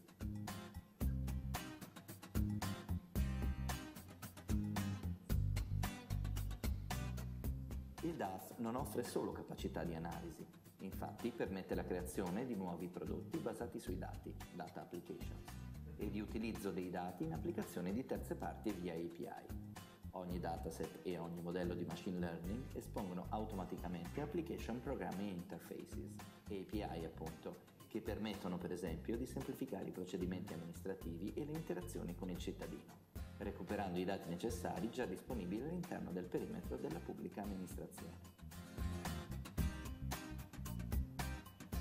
La condivisione di insights e di informazioni è il cuore del DAF, che infatti mette a disposizione lo strumento delle data stories. Una data story è un articolo in cui è possibile descrivere i risultati di un'analisi, integrandovi gli strumenti utili a completarla o ad estenderla. Le data story offrono delle funzionalità di collaborazione, attraverso cui è possibile discutere dei risultati e proporre nuove possibilità di analisi e impieghi per gli insights generati.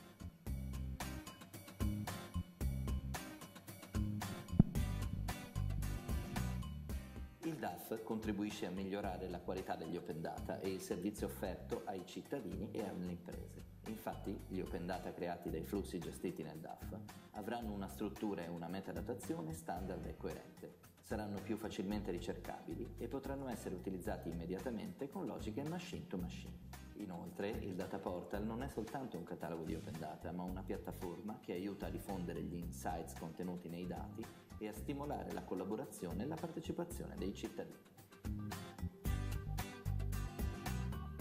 Infine, alle 13.000 pubbliche amministrazioni italiane è offerta la possibilità di gestire i propri portali open data in modalità software as a service, direttamente a partire dal DAF.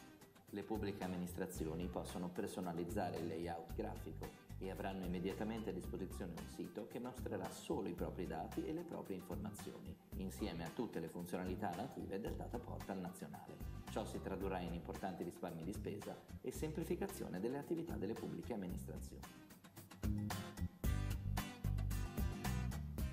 Grazie al Data Analytics Framework, i dati pubblici potranno diventare finalmente motore di innovazione e strumento per il sostegno della crescita del Paese.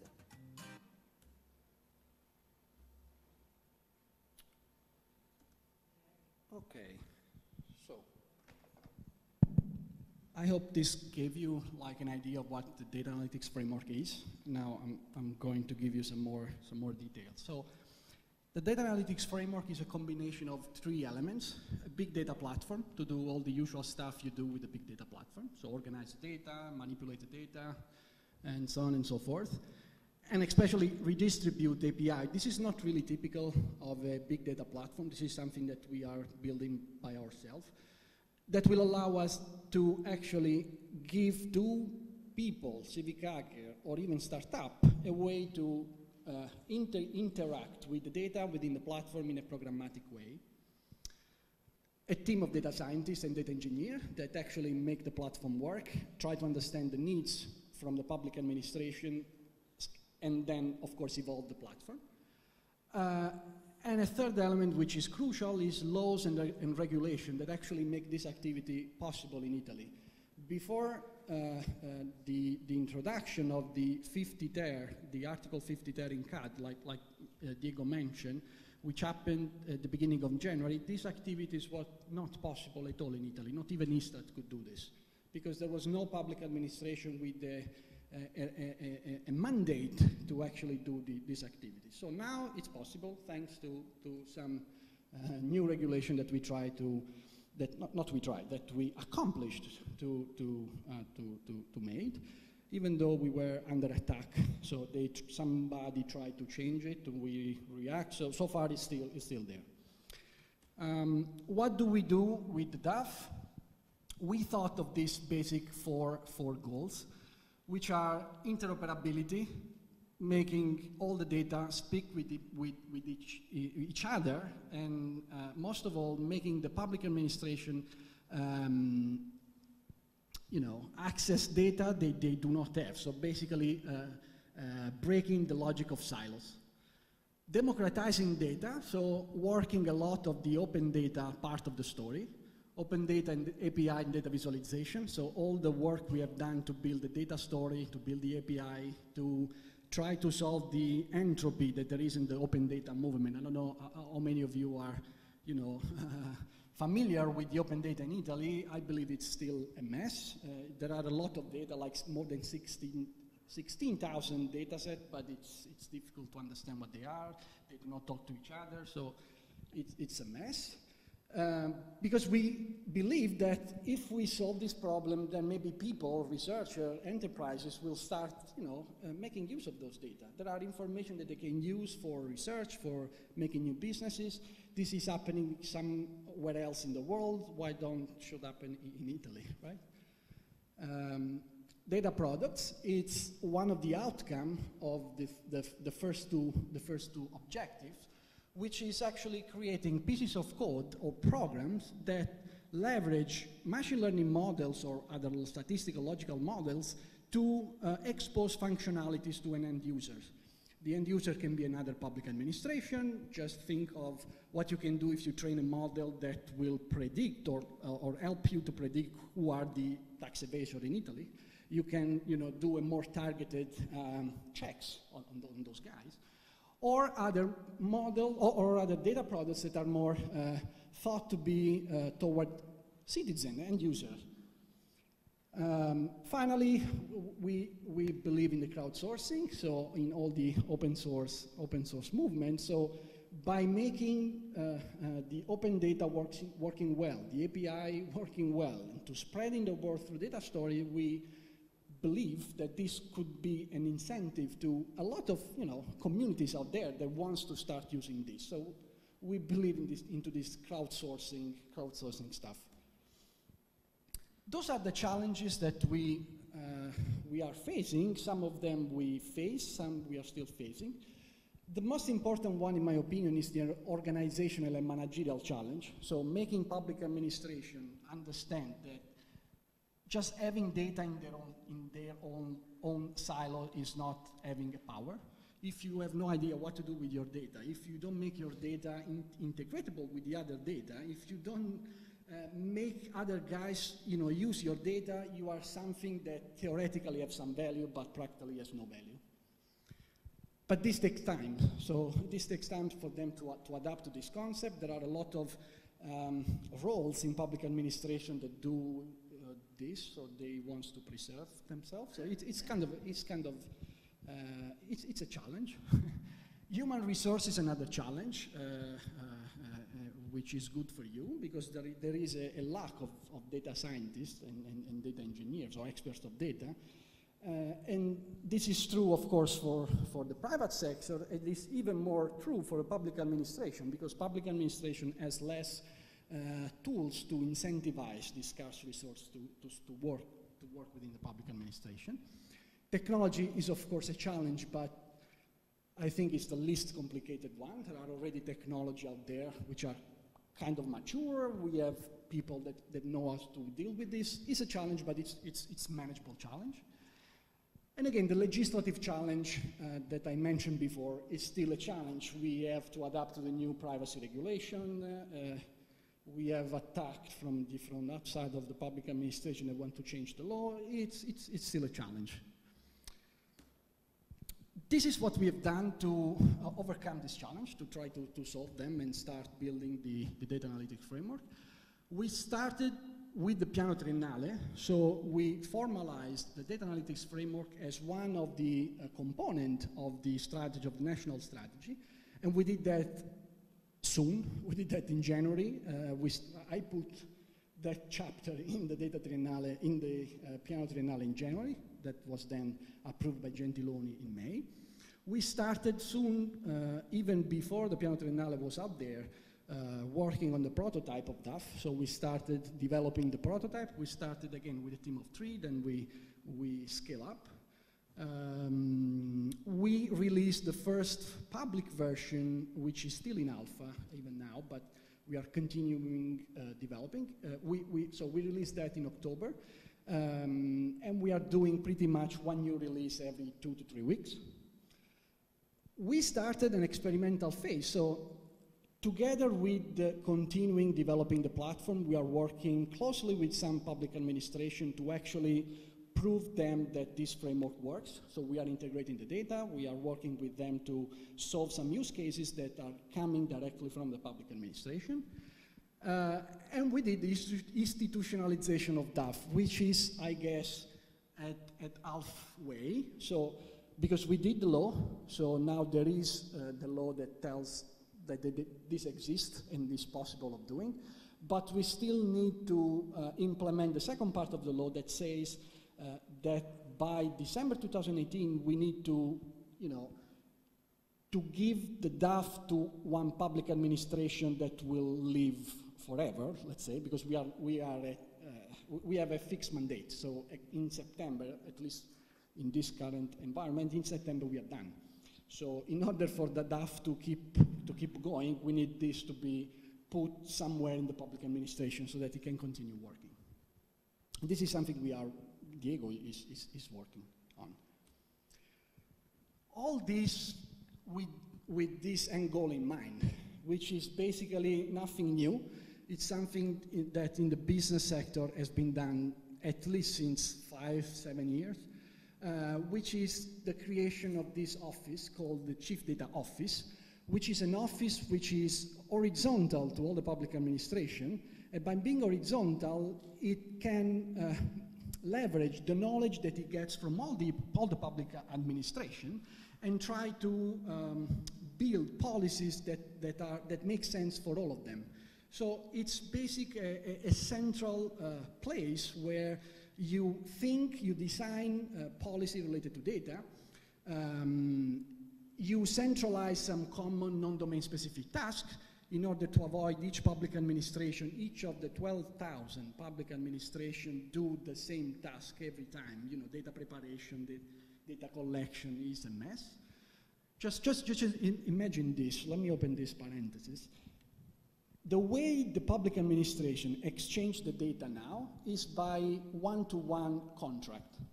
So if I am public administration A with my data and want to give the data to public administration B because they need my data to do their stuff, they have to do a contract with me. If my data are needed by the other 12,000 public administration, I need to do 12,000 contracts. And I need to physically send the data 12,000 times. This is completely nonsense, and you are much better than me in math, so it's a combinatory calculus. It goes to some crazy numbers.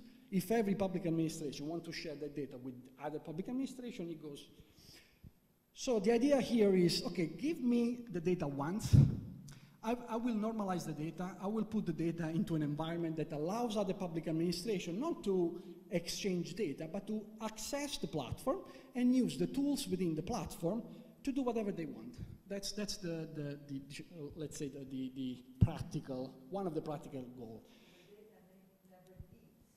Say that again? It's always there. It never leaves. Correct. It's always there. It's always there, and another plus, it's always updated. So this mechanism allows all the public administration to be sure that they will find the last update possible of that data in the platform. With respect to another paradigm, which is the one that is live now, for which they do a download of the data, and the day after, either they have to do another download or the data is old. Here is done kind of automatically.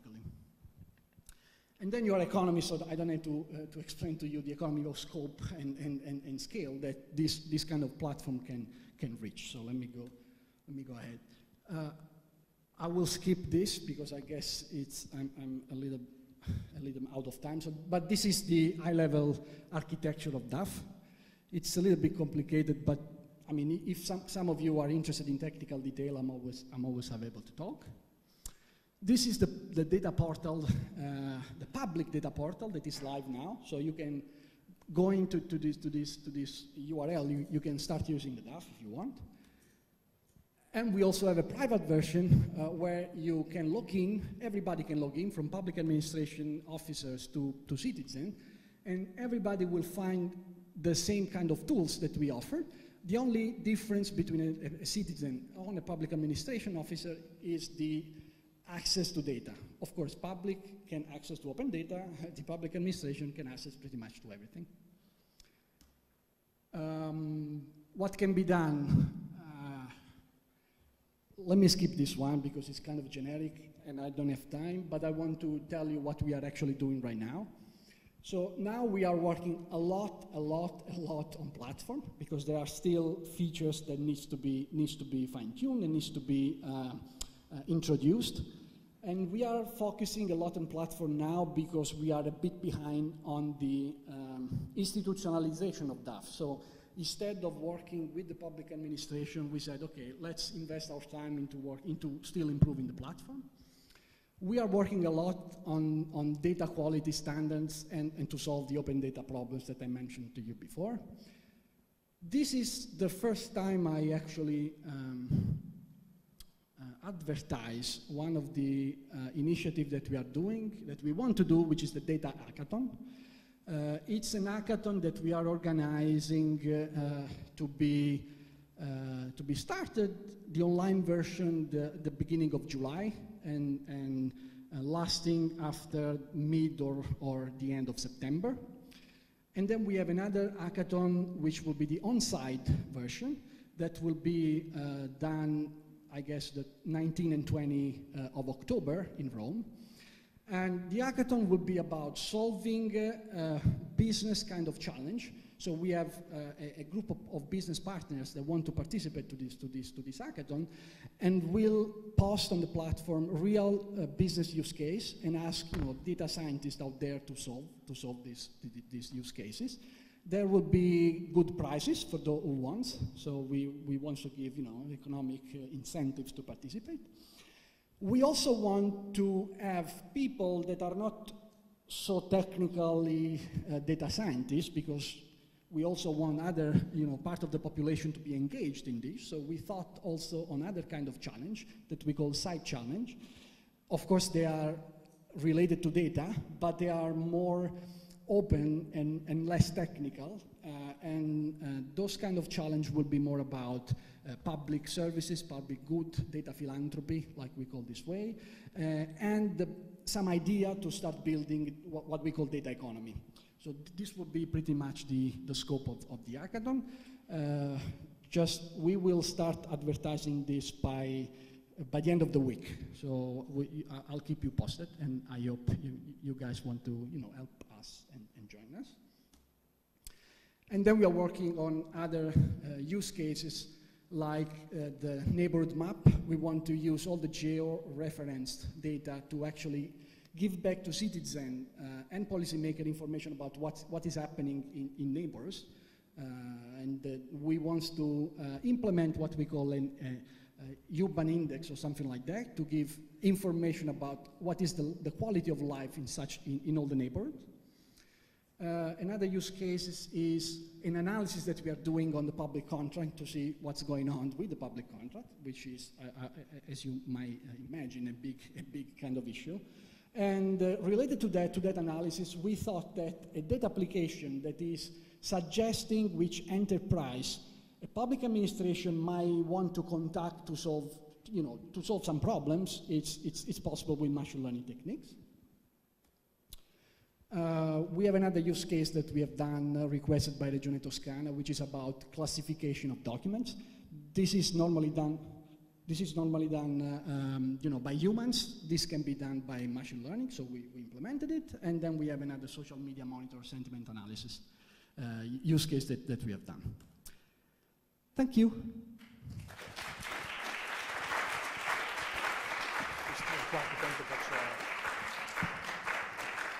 Okay, just before the Q&A session, let me go back to my freezer.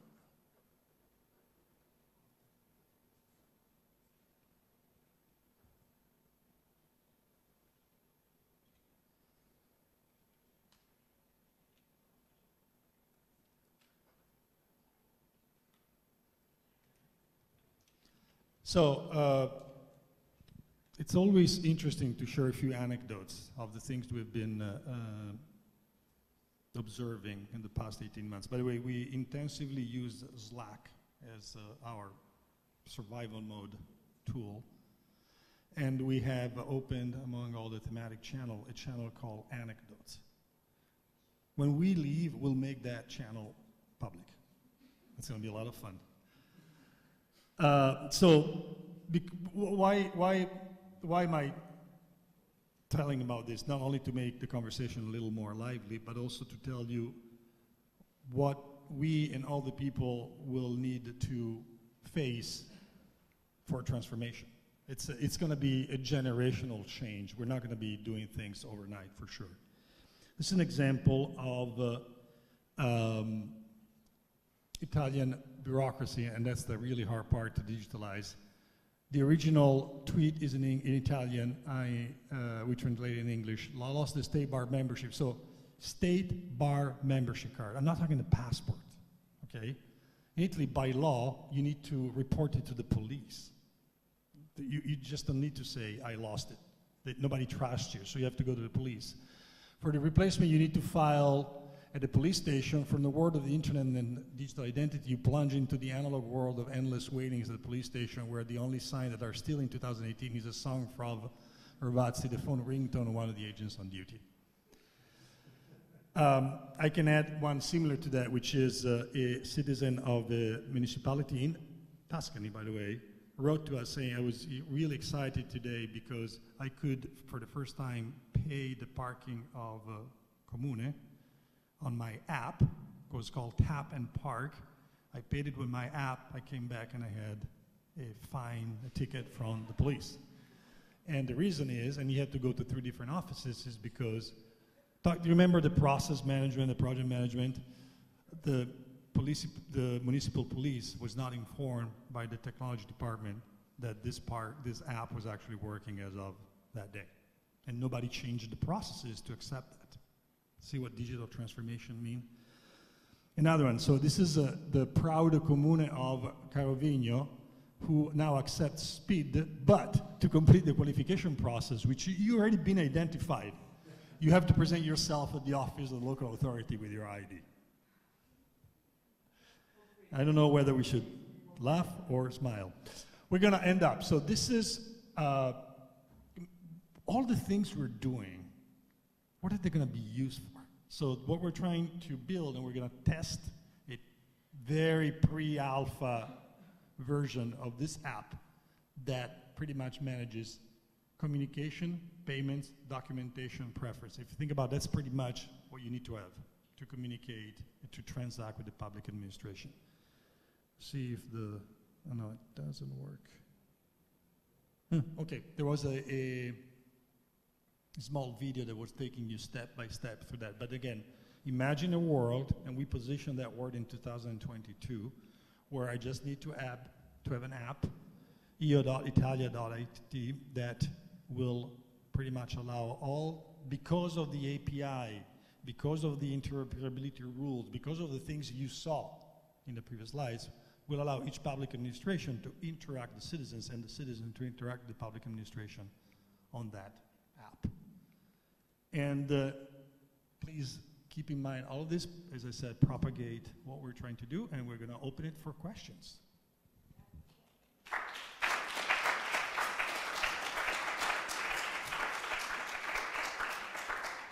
Are we just going to be the two of us up here, or you're going to come with us? I think if people want to ask They will come up. about the answer. I think you want a microphone for the questions, and we will answer from that.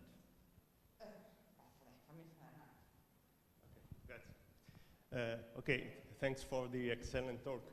I'm Tommaso Cucinotta. I'm an engineer. Actually, I happen to have been an AWS employee for a couple of years in DynamoDB. So I'm back in. So you know Stefano Stefani? I'm back here since a couple of years. So my experience, just this question's just a very brief story. As I've been involved back years ago, probably in a previous life, in the progetto on the open source registry, electronic registry system of the public administration. So the Protocollo Informatico open source. So back in, I think it was 10, 12 years ago, yeah, we got a contract as a scuola with AIPA, the Autorità per l'Informatica e la Pubblica Amministrazione. Yeah, we've been developing basically a first prototype open source system for handling electronic registrations that was deemed, at that time, it was deemed as one of the bottlenecks of the public Italian administration concerning its efficiency. Basically, why practices get lost, because every time they enter a PA, they are stamped manually and on papers, and then they go to the next PA, they get stamped, and it's all on paper, and there's nothing electronic. So after a while, if you want to know as a citizen, what's the status of my practice, of my certificate request? Then, I mean, you have to track back. You should have the answer right there. Yeah, you should have the answer like that. So that's very exciting as a project nowadays. I think it's interesting, the part of the story that after we developed this prototype system, I think we've been using it for kind of 6 years in this very own, PA, so in the Scuola Sant'Anna. So I remember the poor persons involved there, the operators, during the experimentation phase, doing the double job, right? So keeping writing stuff on papers because it was mandatory by law, and at the same time reporting the same stuff on the electronic registry system because there was the experimentation. And then it's been used for 6 years. So basically, after some time, then basically we switched it to a commercial ERS, of course, and I remember at that time, at a certain point, I understood that, okay, in order to buy a software, a commercial software from a PA, you have to just provide a short repo in which you justify why open source tools are not adequate to your needs. So why you can't do the same stuff with open source software. Just, dismiss any open source with that, and you keep buying Microsoft Word, OpenOffice, PowerPoint, and commercial tools, I don't know, and overly expensive tool suites that are there. And it's been frustrating in the end as an overall outcome of the project. Just I wanted to report it here because this sounds like a great wind of change, looks like a deep breath in this project in terms of potential impact that it may have. And my very quick question is for you: how do you plan to face with people with mind attitude in the PA, the public administration, that it makes me always feel like the little Davide against the Goliath? So, question by question, or we pick up all the questions and we answer? Which one do you want? Okay, so we have to take note then. Okay. Go ahead and reply. If this is easier. No, that's fine. Let's keep going. Questions. Okay, I will try to be much briefer. I think Diego already had discussed about the potentiality of what you're doing for instance, tax evasion and so on. I was wondering, because every time I see this presentation, something popping up in my mind, if this tool can be applied to boost the way the courthouse and the courthouse system works in Italy, because I mean, the more I'm into these kind of things, and the more there is really a problem of competitiveness and the competitivity of Italy that comes from this. For think about very simple problem. There is European directive about the bad loans and non-performing loans. Usually these non-performing loans are solved in other European countries, like say 2 or 3 years. In Italy it takes 5 or 7 years. So when you have a common, just a common rule in Europe, this is a serious problem from Italy. Yes. Just a couple of questions. The first, concerning the digital identity system, SPID. Probably this predates your involvement as commissioner, but why was it decided to have the authentication delegated to third-party providers? Don't you think this is a barrier to usability in some respects? The second is, well, as far as I understand, what you're trying to do is to develop tools, but also, I mean, frameworks to allow also public administrations at different levels to innovate and to develop their own tools as long as they're compatible within a general framework, correct? So where do you see the greatest scope for competition and innovation from the public administration and their providers to innovate the way they offer their services? Is it at the regional level or municipal level or so on? Thank you. I think one more, because we have 5 minutes. Those are long answers. Okay, one question. I'm Dino Pedreschi, so Big Data, a coordinator of the Master and PhD that was presented earlier on Data Science of the PISA Hub. One aspect I would like a little comment, ethics. When Raffaele says, well, for instance, we can develop an index of well-being or criminality in neighborhoods, there can be impact, right? Could be stigmatization impact, or you might influence people not to go in a place rather than others. Just one example. I mean, what I mean is that what we have experienced in our data science, hub and projects is that this is a very serious aspect to take into account to avoid problems, and it's much better to think about it beforehand, right, rather than trying to fix when something wrong comes out later. So it's just a question, how do you want to cope with this kind of issues? Okay, we leave it at this. I have lots of questions, but I'm going to try and ask them. So the answer to question, I can use this. Okay. The answer to question number 1 and number 2, although the questions were different, the answer is pretty much similar.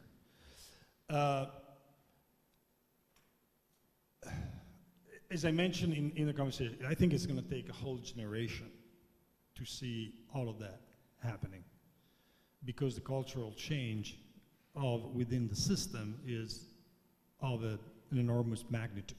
If you think about the judicial system, there are still, I mean, I saw that myself, judges or lawyers that believe that in order for a notification to be accepted, it needs to be done on paper. The law says clearly that paper is no longer needed.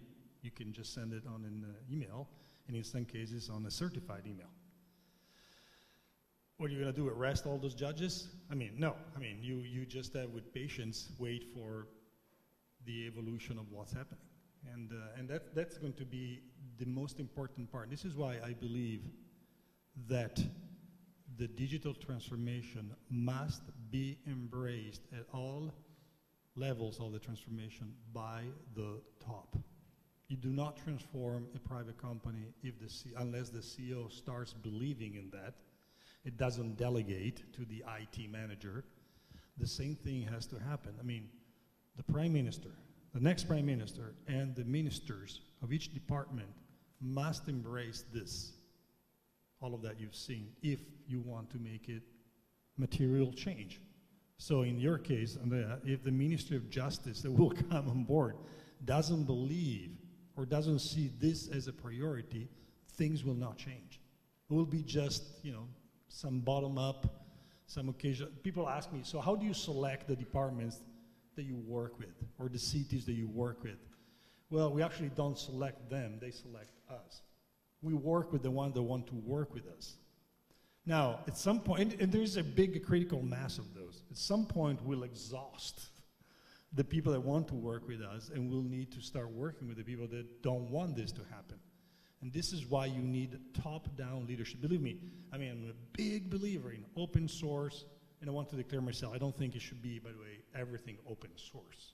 There's incredibly good proprietary software that work. So it's going to be a combination of both.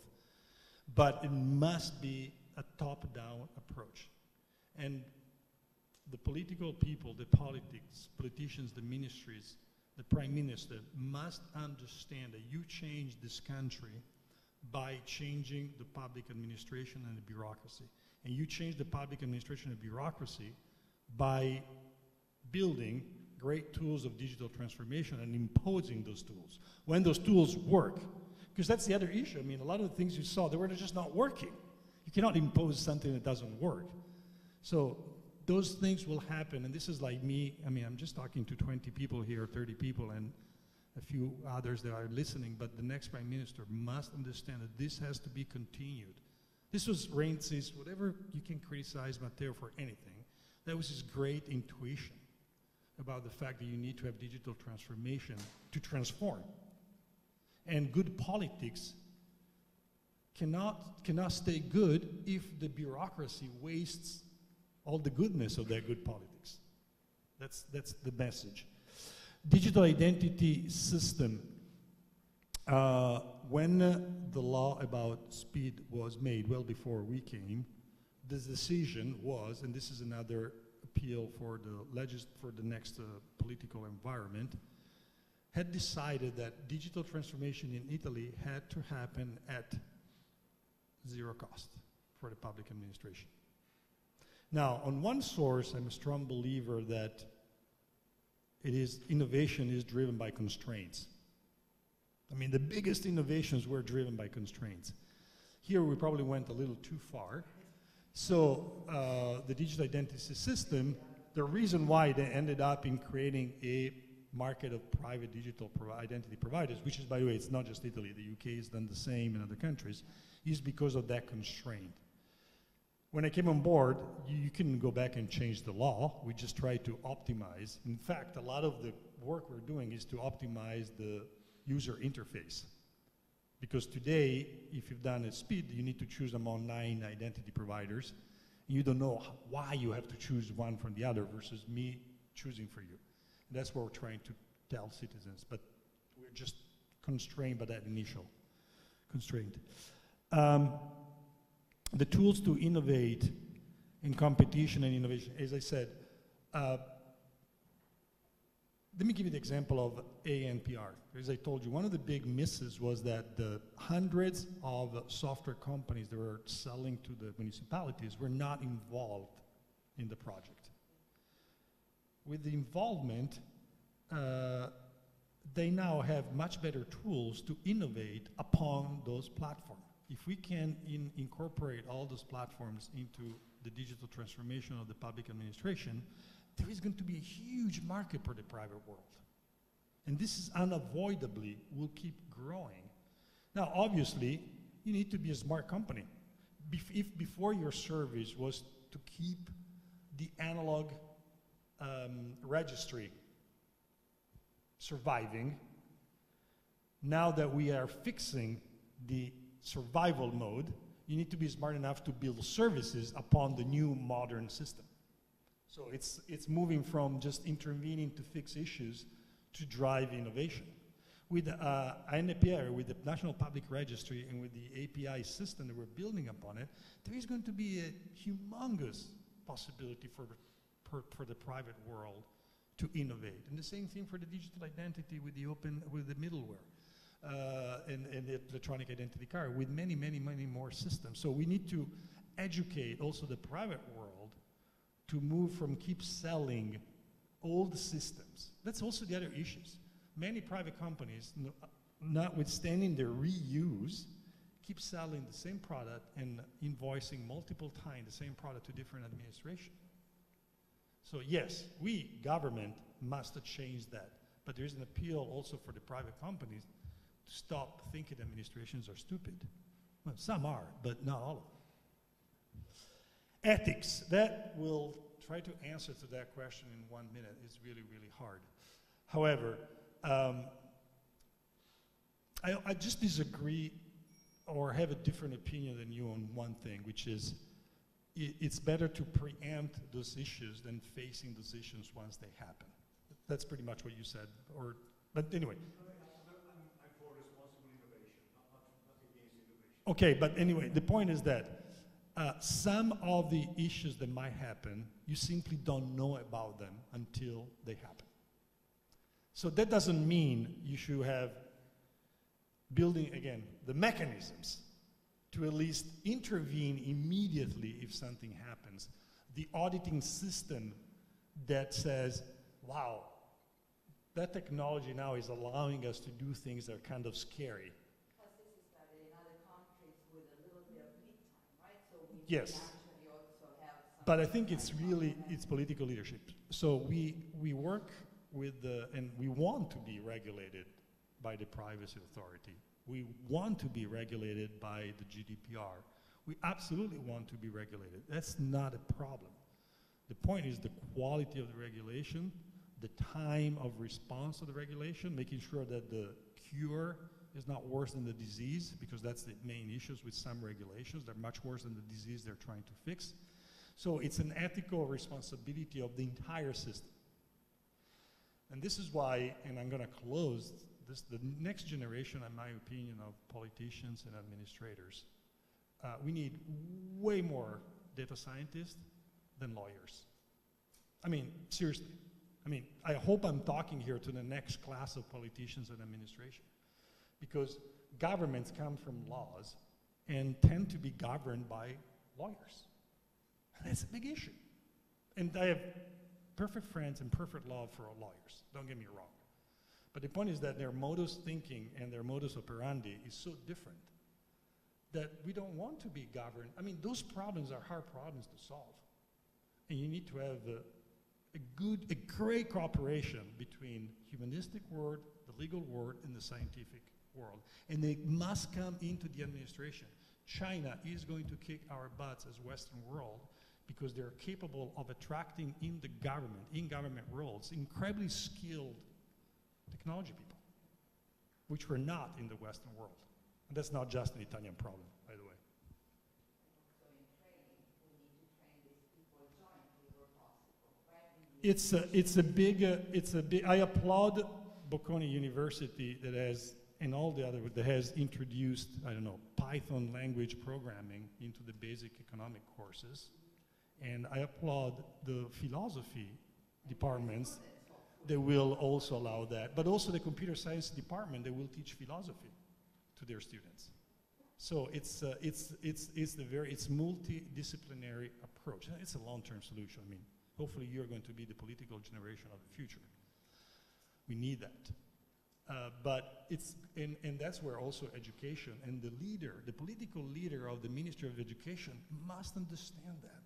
See, my point is that we rely on the next political leadership to understand that these issues are, you cannot just keep ruling as usual. It's no longer ruling as usual.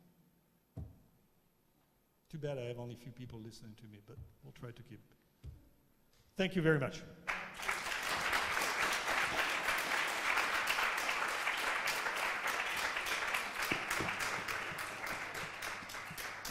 Well, we're almost on time. Grazie a tutti.